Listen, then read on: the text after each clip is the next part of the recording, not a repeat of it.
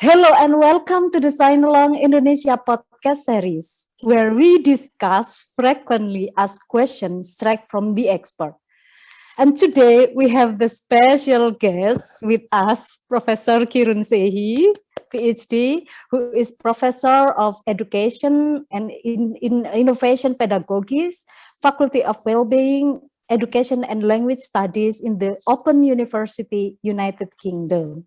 He is also Research Director of the Childhood, Youth and Sport Cluster in Wales. Professor Kieron has been working on the International OLAF project. It's mean online learning and fun, and supervising research then explore fun in different contexts. And he is, of course, very famous person in Indonesia. So welcome to show Professor Kieron. Apa kabar? Oh, really well. Thank you very much. Yes, please speak Indonesia. Oh no, I'm not to a big audience. Just to you. I speak Indonesian to you and my friends. Thank you. Can you tell me a bit about your wonderful experience in this area? In this education area. In inclusion or it's yes, in inclusion. My experience, I suppose. Well, I started off a long time ago, so I'm very old, and a long time ago as a teacher. Yes. And I was in mainstream schools teaching science. Wow. And then I ended up taking the non-exam classes, so children who would not take examinations. And then I became interested in special educational needs, so children with severe learning difficulties. So I was teaching children who were in special schools then for many years, and then became an educational psychologist and things. So that's how I started. And my interest has stayed really with those children who may be excluded from education, may not have access to education, or even if they're put into schools, they find it really difficult to learn, to get on with the curriculum or their peers. So I'm very interested in practical things we can do, how we can work with teachers to help these children to have a successful education. So that's my kind of background. That's very interesting. So let's we move to the next question. This list of questions, they came on from the audience who sent me who sent us the email on Signalong Indonesia, and who very like interesting to know about the Signalong Indonesia and your project.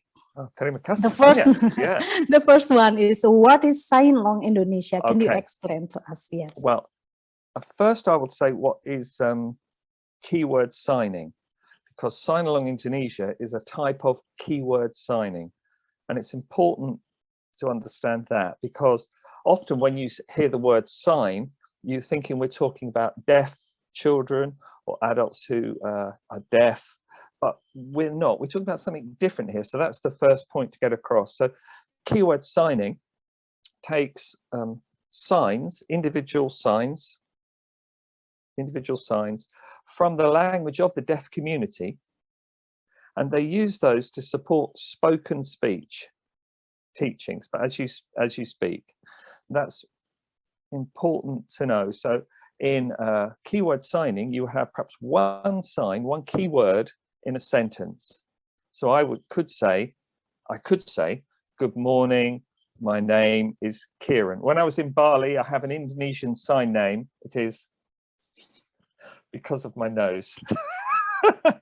but I may just say, my name is Kieron, and one sign.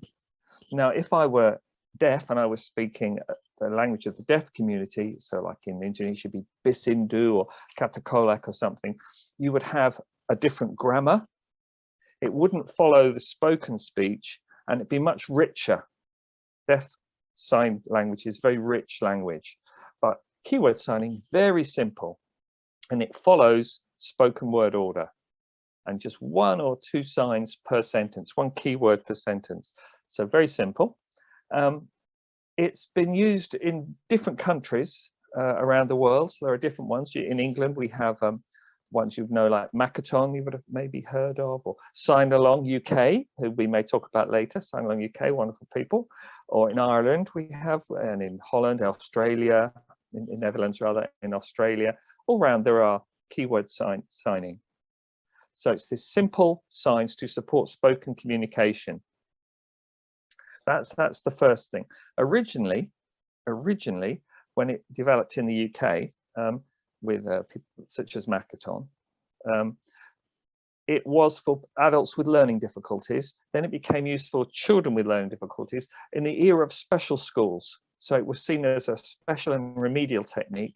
And over time it's changed and its audience has broadened, and it's seen much more as a tool for inclusion now. And that's where I really come in. I did train with in special schools to use it as a remedial technique, but now it's much broader. And you would see it in the UK for Makaton, for example. You would see it on children's television. A very popular children's television program uses Makaton signing. Another example, Signalong UK have baby signing for babies, just because it's a good thing to do, not because they have learning difficulties or communication problems, just because it's good and parents like to do it. It's an engaging way of interacting with their babies. So keyword signing has moved from something that was very special school orientated, and it still is in nearly all special schools here, but it's broadened, its audience has broadened. So much bigger audience than previously, and you would see it on television or maybe used with all sorts of people. Yes, that's very interesting. You know, I also have the sign to me, because I wearing the glasses. So yes, some people just sign Fia like this. Fia, yeah, And Fia, yes, yeah. I think why they sign like this, because you have a big nose. I'm sorry to say. Exactly. I got that name. I was in a deaf school in Bali, you know, working at a lovely school, and I was talking to some children signing, we're signing, and they asked me my name, and I said what I thought my name was, and they said, no, your name. Kieron, yes, Kieron, so that is my name now. Okay, so that's very interesting. Yeah, I think that is not only the meaning of Signalong Indonesia, but also this is the background of Signalong Indonesia. Yes, that's more the background. Yes. Would you like to say why Indonesia? Why? Yes, I'm wondering why it's Indonesia. Why Indonesia? I'm reminded because I can see the picture in the background. On the right hand, there's you on the left. On the right is Prof Budianto. Yes. He is the reason why Indonesia. Why? Can you explain? He was conducting international research for the Indonesian government, and he was looking at different countries and finding out about their policies and practices to create advice for ways to develop in Indonesia. This was, gosh, I can't remember now, 2013, 2012 maybe. He was away for 2011. 11, a long time ago. For you, a long time ago. For me, not so long. You're still young, I think. Oh, thank you. And he was in Japan. Now, I was doing research. A colleague of mine, John T. Ricks, was running a big international project, and as part of that, I was in Japan, and I met Prof Budianto, and we were talking about special education versus inclusive education, and he was telling me about the challenges of Indonesia, because my understanding of Indonesia at that time was very little. It was very romantic. I had seen films, I had read the books, but I did not know Indonesia. I did not really know it. I'd never been. But firstly, the scale of the country, how big Indonesia is, the diversity of the population, all the cultures across all the islands and the provinces, the languages, and then, of course, to try and do something like inclusive education on such a scale with so many different people is so challenging. And so we were just talking about that, and the whole idea of unity and diversity, of course, Indonesian kind of motto really fits well with the notion of including everybody, all children within education. But it's very demanding. Particularly, you would have different beliefs about where people would be educated, different beliefs about disability, even not Bahasa Indonesia, but the other languages will have different terms for children with special educational needs, which carry different meanings, maybe stigma, maybe a positive attribute. So we were talking about this, and we came to the conclusion that we wanted something to help. The important thing was, he said that we have children now who previously would not have been in education now coming into schools, and that was where I came in. I thought, well, these are my interests are here, and I can help a bit here.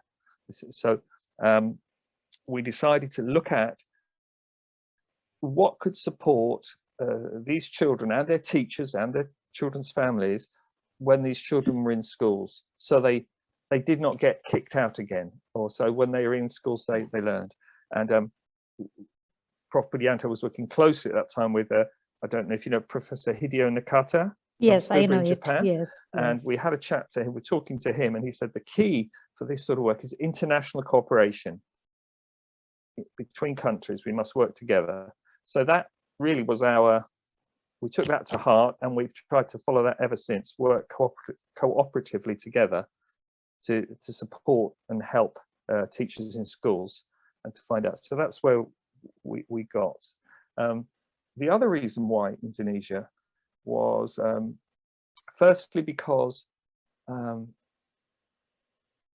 think supportive. We were very supportive. Prof Budianto and myself, we worked well together, but also colleagues at UNESA in Surabaya. I don't know if people know UNESA University in Surabaya, very supportive of this work. And that is interesting because it's quite a challenging field.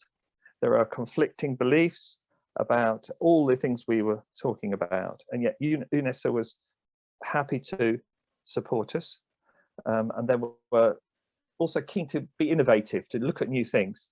The other thing was the teachers. We worked, when we were looking at what to do, we asked and talked to lots of teachers, we held workshops, and the teachers themselves were so helpful, supportive, and they had a lot of expertise themselves that they wanted to share, and they could share and would help us. So we learned so much. So why Indonesia? Firstly, because Prof Budianto invited me.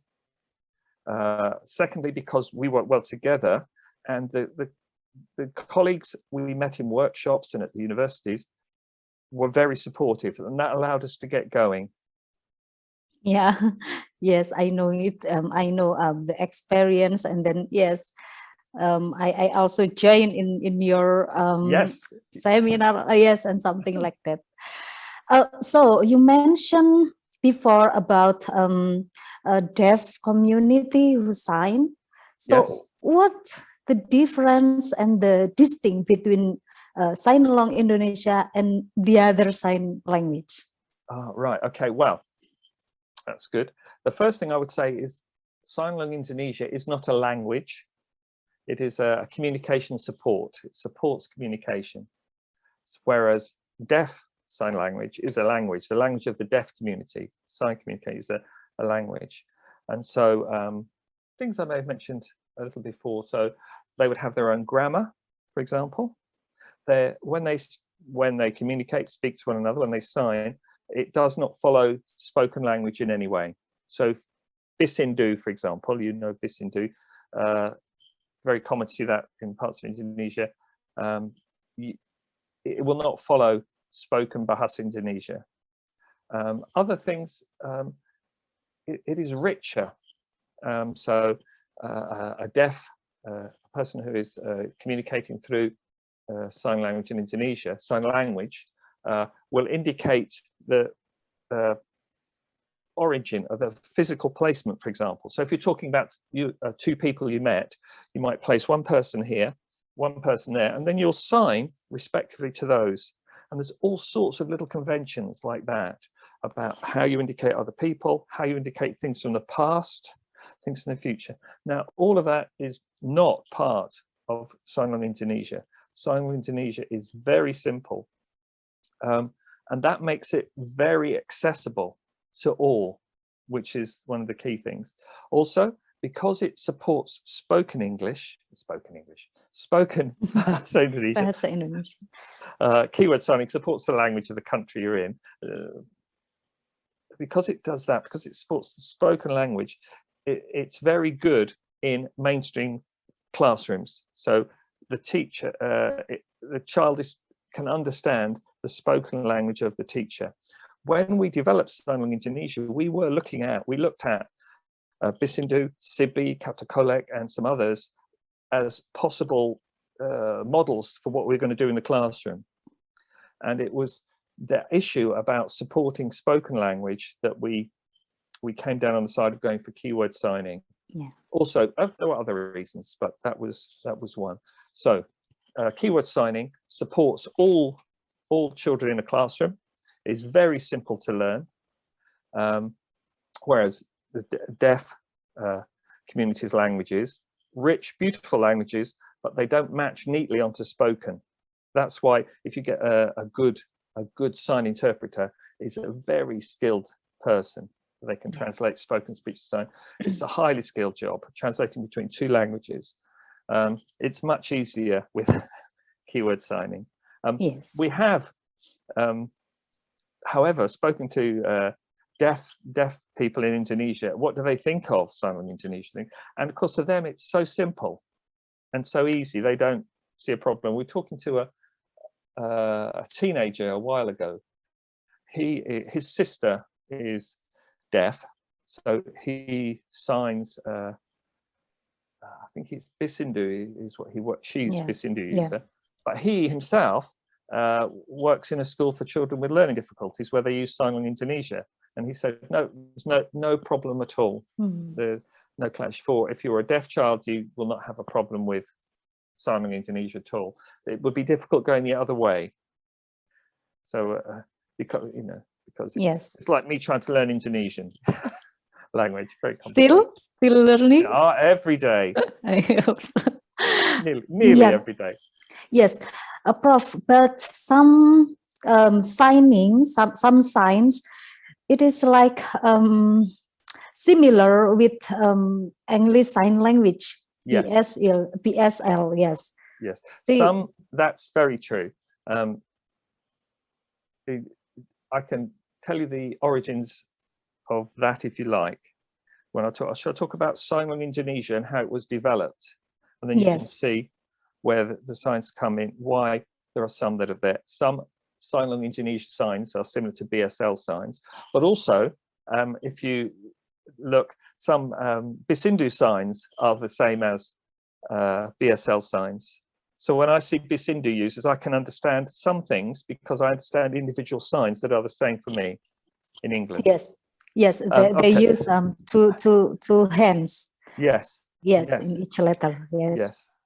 Whereas American original, you will see one hand being used. Yes, and it is adapted in the CB, Sistem Isyarat Bahasa Indonesia. I can talk about Sibi and Bisindu a little bit later if you want.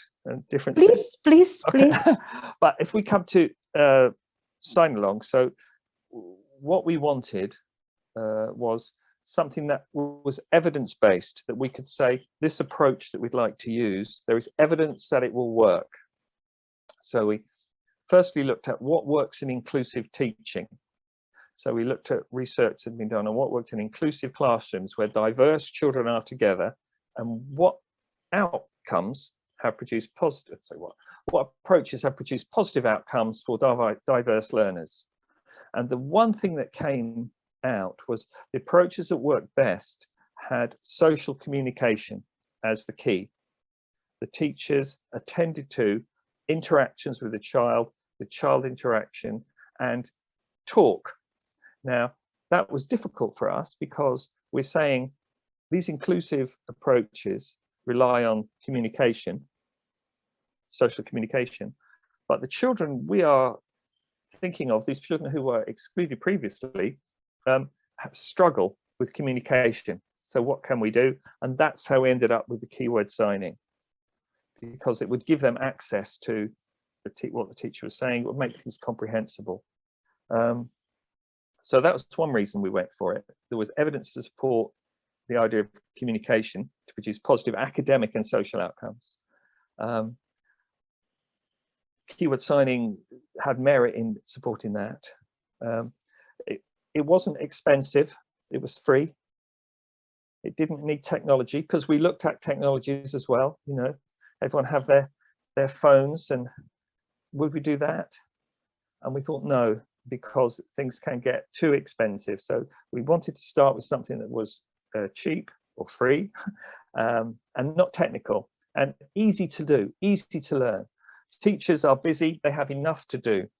They don't want to be learning lots of complicated things. We wanted something simple and easy. So again, keyword signing. Yeah, so that's why we went for that. We went for Signalong UK has some principles when we review things that we liked. We thought these are very strong. Firstly, Signalong UK, which is a principle, even if our signs are now different in Indonesia, the principle they have is that one sign per concept. Yes. Now, it's very important, whereas in other keyword signing approaches, that's not the case. So bed and sleep, for example, in some things might have the same. Drink and cup might have the same sign, but in Signalong Indonesia, different signs. That's from Signalong UK. And some other things about how Signalong UK trained their teachers were very helpful. And of course, what we found that Signalong UK themselves, the organisation, were wonderful. They were so helpful and so supportive and keen to get this project started. So they came, I don't know if you remember, we got Signalong UK, came to Indonesia and did some initial training. Yes. Now, since then, based on those principles, we developed and continue to develop what we hope is an Indonesian approach, because we felt that for an approach to work, it must be part of the culture. We mustn't impose something on the outside. So we had some principles, and then we looked to develop and develop. So what would things be? So the vocabulary sources, Signalong Indonesia vocabulary sources, comes from Indonesian signs. Yeah. Some of the early ones will still be, when we did our initial work, were British Sign Language signs, but many of those are the same as Bisindu, and people will understand them. But to develop and expand, we had Indonesian signs taken from Indonesian deaf community, or maybe Sibi, but some simple signs have to be simple. Sibi can be quite complicated. Yes. So it has to be simple. So we developed those, and we had workshops and public seminars, and we talked about what we would do. And another important thing about the Signalong UK approach that we really liked was how flexible they were about vocabulary. They do not have necessarily a stage approach of having to learn signs in a particular order, which you will find in other places. The sign vocabulary is developed for the context, whether it's in a primary school, whether it's in a Boy Scout, Girl Scout thing, whether it's to do with religion, and that's so important. So to take that as a principle.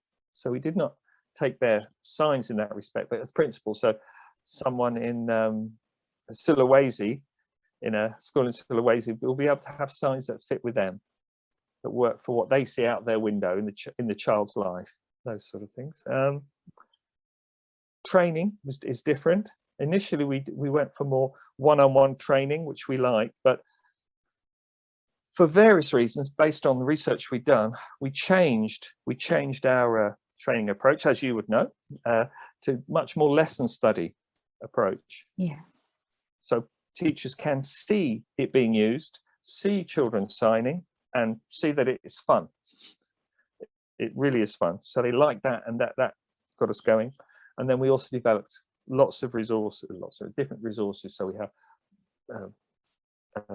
manuals to give you signs, maybe videos, sign-supported books. I see some at the back there for kindergarten children.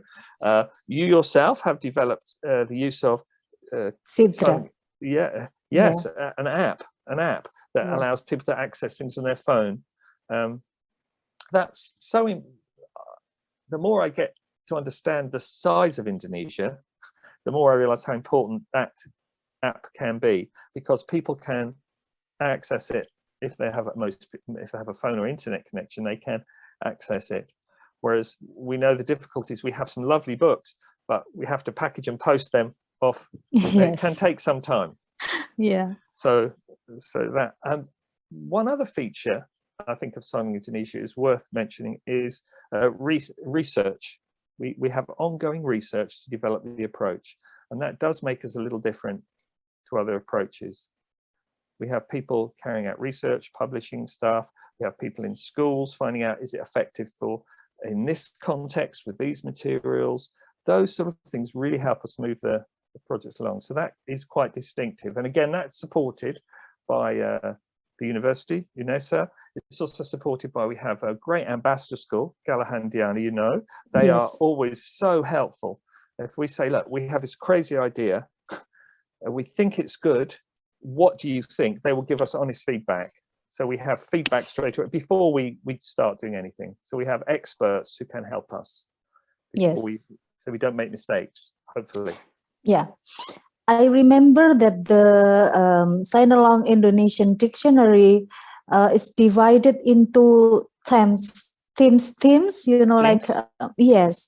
And it is very helpful and very easy to understand because it Yes. divides into themes. Yes. Yes, it's lovely. So if you're a teacher, and you can. Also, one of the things I loved about, and this is again from Signalong UK, is they're very keen to say, you don't need to remember thousands of signs. You can, if you're in the class, you can have the book there. So you're teaching a particular theme in your classroom, just have the thing open at the page and look at it when you need to. And I really liked that. I thought that was nice. Okay, so that's why we also conduct the next research to digitalize the sign. Yes. Yes, and it is very easy and free for everyone to download. Yes. Yes. And I would just, I hadn't mentioned that, but in most countries, I think in every country I know of, keyword signing costs money. Yes. And it's expensive. Yes. So when we talk to teachers in the UK, parents, in the UK, one of the things that came out was the cost. And Yes. so when we came to Indonesia, we thought about, okay, cost, what are we going to do? And we thought, let's try for free. Yeah. So that is unique to Indonesia, and I think it's the right thing to do. But it's hard to do, but you know how we're very well supported by. Okay. So moving into the next question, who are the users and the impact of them, the Signalong Indonesia? Yeah. Let me have a think. The users, it's very varied. It's very varied.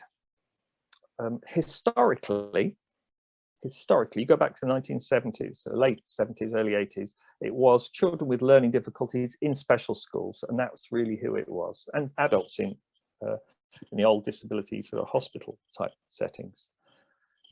But that's gone, because one of the things with Signalong Indonesia is that we're looking for something that works in mainstream, to support children in mainstream schools, and researching ways to do that. Now, one of the things that came out from our research is beliefs about the effects of signing on the other children.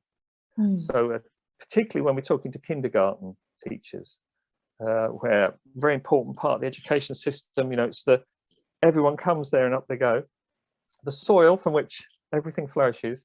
And they would say things like, we would be concerned to have signing in this school, or signing in Indonesia here, because we think it might hinder the development of the children. It might slow them down. Okay. The other thing it says, we need resources that we want to use. So not give people things they don't want. Give people things that they need and would like to use. And so one of the things, and you would be aware of this, is we developed sign-supported big books, because we thought, well, the most inclusive activity we could think of in kindergartens was storytelling. And based on our observations in schools in Indonesia, and asking teachers, they said, well, books are the way. and Ibu Wida, who's a colleague of yours, Yes. developed some beautiful books. And so they'd be large, big books for kindergarten teachers to tell a story. And on the rear would be a single sign, a keyword for them to use to support it, to tell the story. So someone goes to the market, or here is my family. Yes. Nice stories. Now, what we did was we evaluated its use in mainstream kindergartens where there were no children with special educational needs to see the effects. And we compared the effects of those stories to a school where there was no sign supported, no Signalong Indonesia.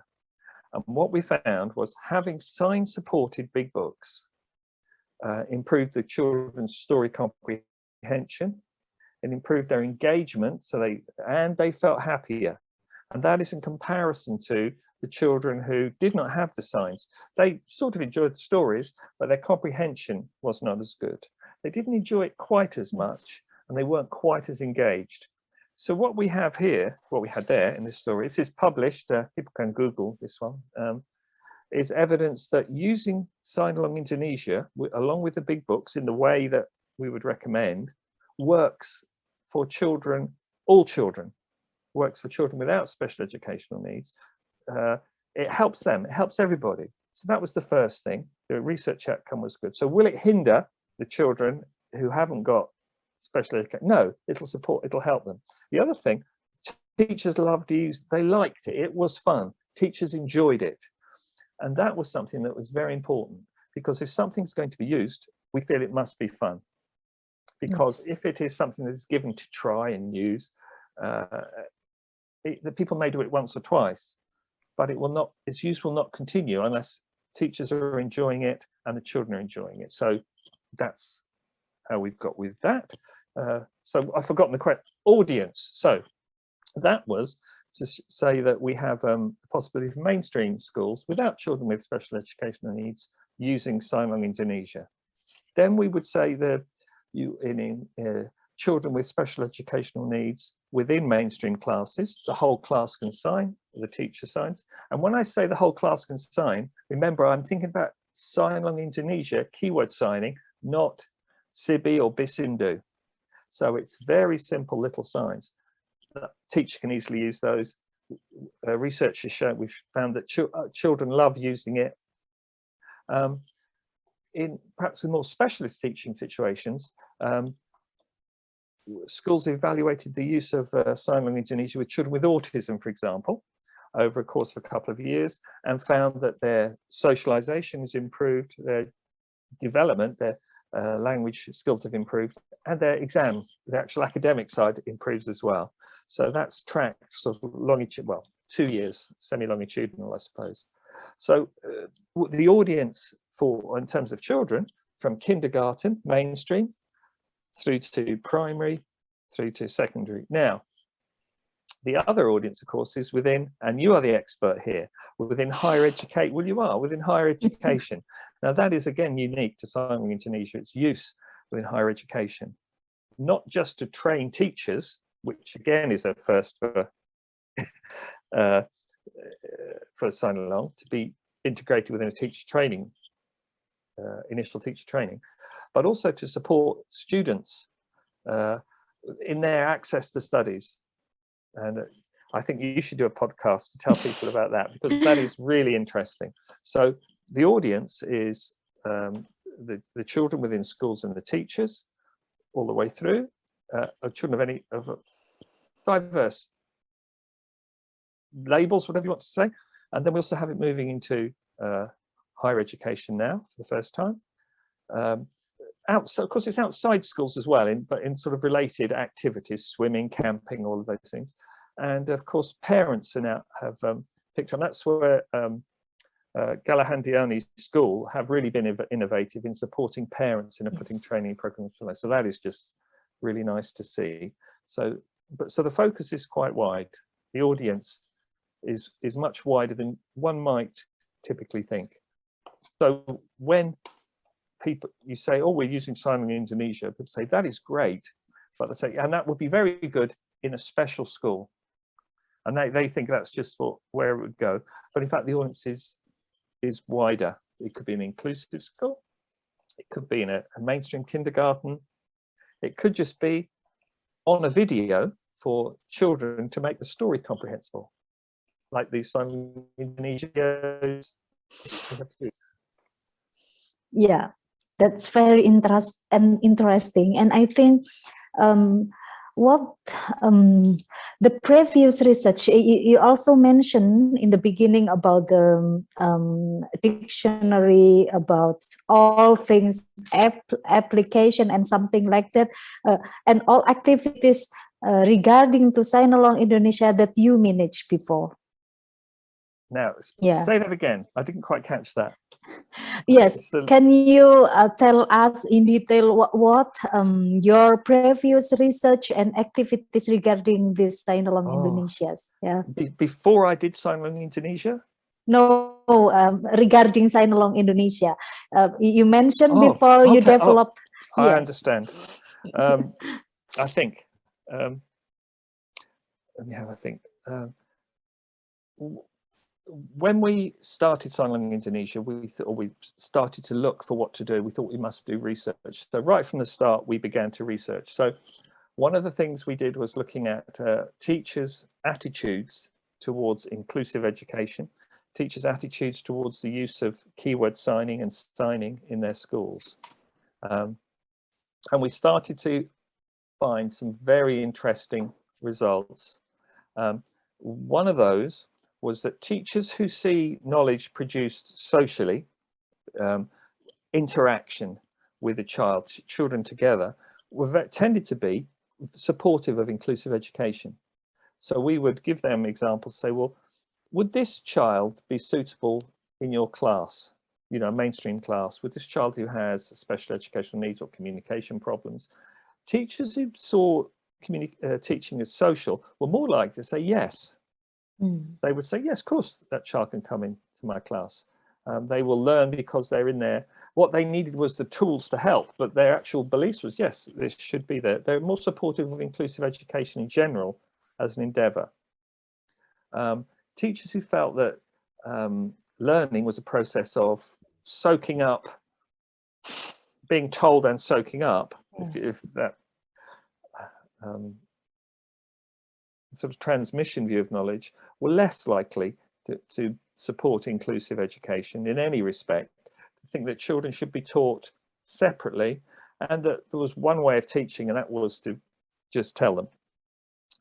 What became increasingly interesting was the Indonesian teachers we were collecting data for. We did some questionnaires, we did interviews, we did filming, were very social in their orientation towards teaching.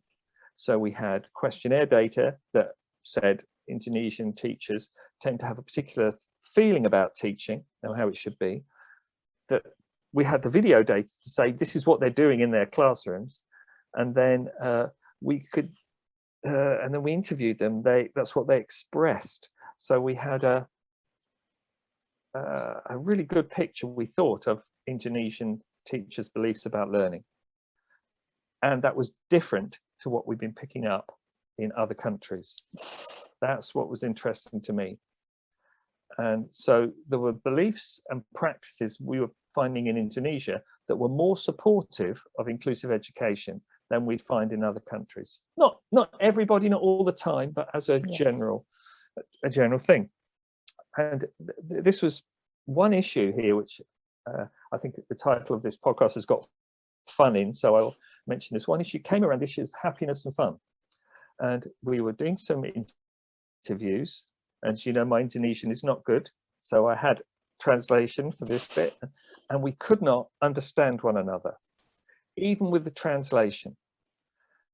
And it was because of the nature of beliefs about happiness and learning. And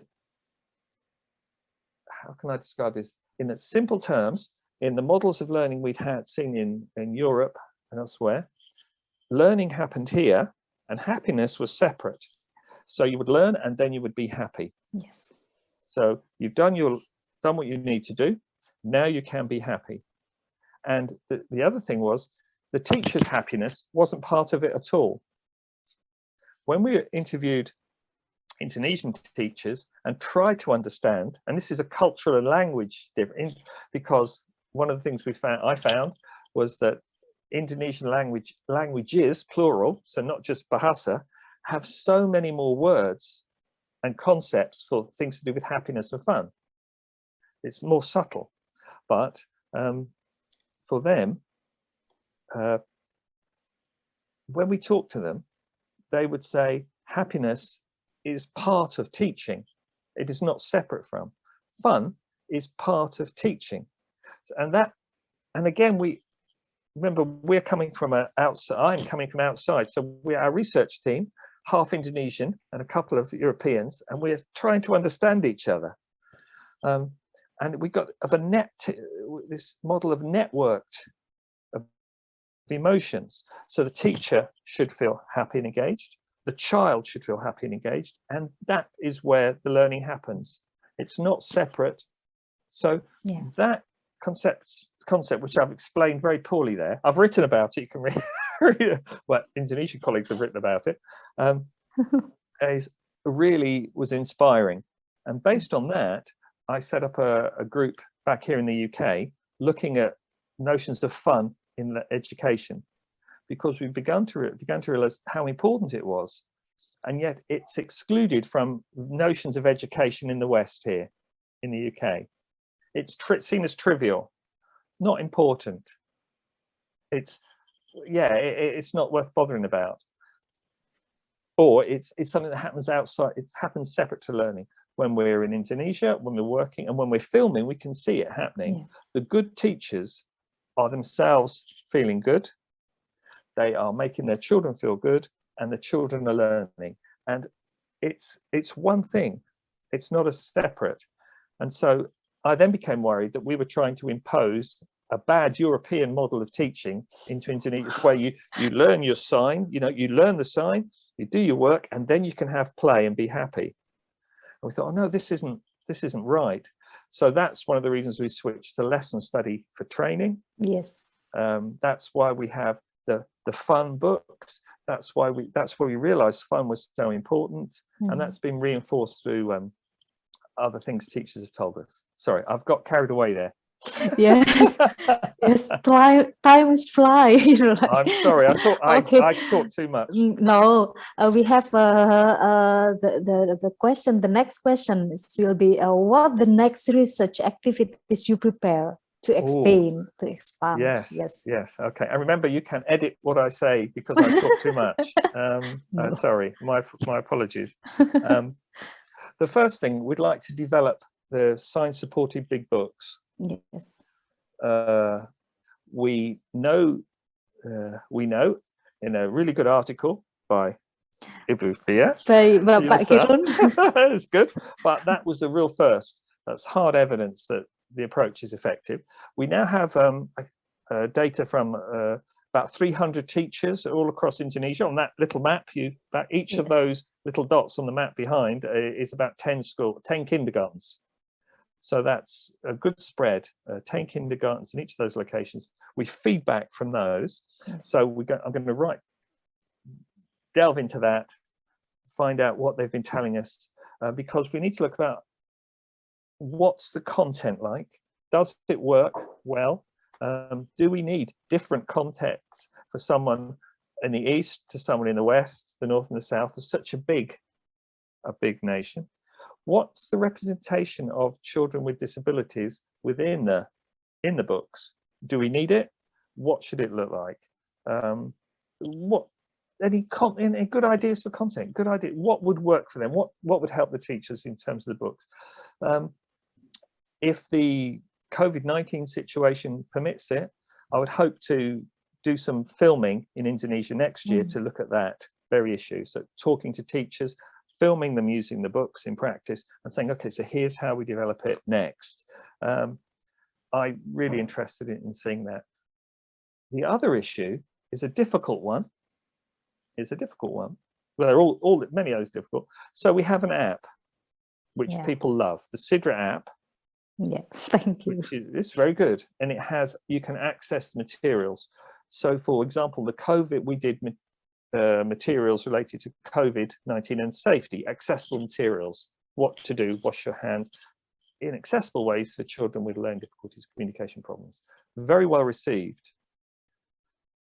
Now, is there a tendency then for us to use all our materials online in the app? What does that do to inclusion? Say, let's take the kindergarten example. We have the books where the children are sat around. Yes. The teacher is eye to eye, the odd sign, the children eye to eye, little sign, social, very Indonesian. And into that Indonesian system, very social. The teacher's almost tied to the children, you know, children are on reins, sort of. She's physically got them there. What happens if we have an app that's on a phone? Is there a risk that then you will say, oh, well, this boy here, he has language problems. We will give him the app. There you are. Take this tablet and go and sit in the corner and look at the app. Or does the teacher play the videos that we have, the good videos that were made for the children to use individually, but use that as a class? And so is the app damaging the goodness that we see, the goodness, the good teaching that we know exists? Is the app supporting it, or is it harming it? And we don't know yet. Yes, and it's quite a controversial issue, because the app is wonderful in terms of distributing materials. We can say, you can write it in Surabaya, and then 30 seconds later, you know, it's in the far west. Yes. So there are those tensions. So that's one thing. So we want to hear from the teachers and the children what they liked about it, because we have an approach that works. Is the app supportive of that or not? The next thing for, I suppose, future research is I'm traveling around Indonesia, and once you, as an outsider, once you get a sense of the scale, you also get a sense of the natural disasters and the risk to people. I mean, it was quite profound that you see how vulnerable communities in certain locations are to natural disasters, floods, volcanoes, tsunamis, whatever. And Indonesia is very badly affected by those things. So I was interested in that.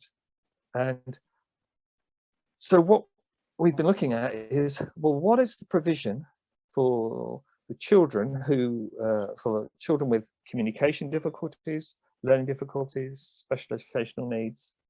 What provision is made for them in disaster risk reduction education? Yeah. Are there materials that are accessible to them and their families, or accessible to those children? Are there school programs that are accessible to them? So we're doing the groundwork for that now. At the moment, what we have identified is there are many good policies that there is a need for such provision, but there is a gap in terms of actual materials, in terms of actual resources and training that are accessible. So people will say, oh, we have this program and it needs to be made accessible, but they do not say how it would be accessible. So that's the area we're looking at the moment. We are thinking our current focus will be on participatory research. And that is because, for me, with Signalong Indonesia was developed as a participatory approach. We had our workshops with teachers and parents and disability activists, and that really helped it get going. And it changed it from what I'd originally thought it might be. It's a different thing altogether now, in a good way, in a really good way. So we thought participatory research approach, and for example, that might include science-supported books that do curriculum material about the nature of natural events and natural disasters. And then we would have disaster risk reduction stuff that could be done in participatory fashion with communities, with teachers. But I think the lesson that we've learned from the Signalong Indonesia work is that we can make it accessible, and it can have a positive effect. And so there could be the possibility of, I'd love to chat with people at in Indonesia, perhaps set up we have some colleagues here now in different countries, European countries, and we would set up a joint project to look at that. But that's very early days. We have done literature reviews, we have done some interviews, and we will do a questionnaire shortly to get some data, and then we'll look for, as ever, look for funds to get going. So that's the slightly longer term. Yeah, I think that's a very lovely, and I'm very interesting to to participate in that future project. Yeah. Oh yes. Yes, I have you penciled in already for the phrase to pencil in, to write them in. Yes. Yeah. Because I think one of the things that is missing from previous things is that the disabled people themselves are excluded from these projects.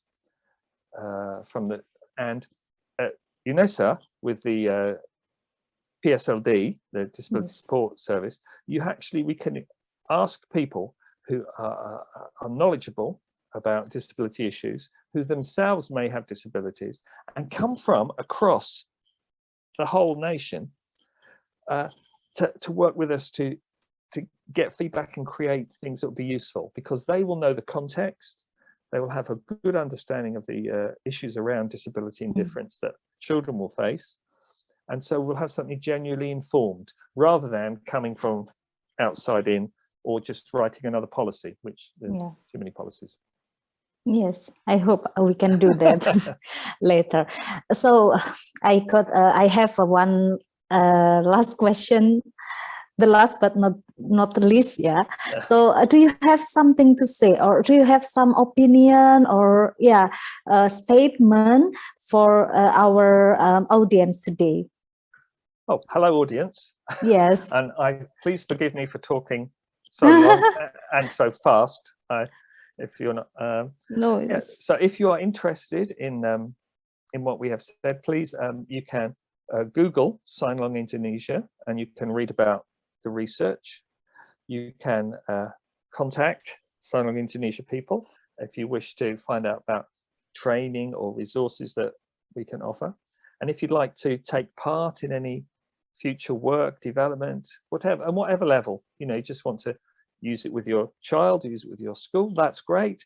If you want to do a bit of research in a part of the nation that hasn't been done before, or in an area, for example, just before the pandemic, we were working with a school to look at Hindu religion and how to have accessible signs for that. So we're working with a really good deaf teacher who was, we're just going shaping that up, but that's fallen down. So don't be afraid to suggest things that you might like to do. Be creative, and we'll be happy to chat. I say we. I'm over here. Oh, times fly. So, well, I'm sure that our audience today would really benefit from our today's podcast. Thank you very much, Prof. Kieron. Thank you, and thank you, Prof. Kieron, for such a detailed answer, for your very question to answering question today, and thank you very much. And the audience who interested in this podcast, hope you enjoy in today's podcast, and also in the future discussion, because this podcast is a series and will publish each month, once a month in the last month. So I hope you enjoy this lesson, and please leave to check out the details in the description. Visit our website in signalongindonesia.org, and our social media at Signalong Indonesia, and you can also leave your feedback in our email address. It is signalongindonesia@gmail.com. Thank you very much. I'm your host today, Rofiah, and I look forward to seeing you again and again soon. Thank you very much.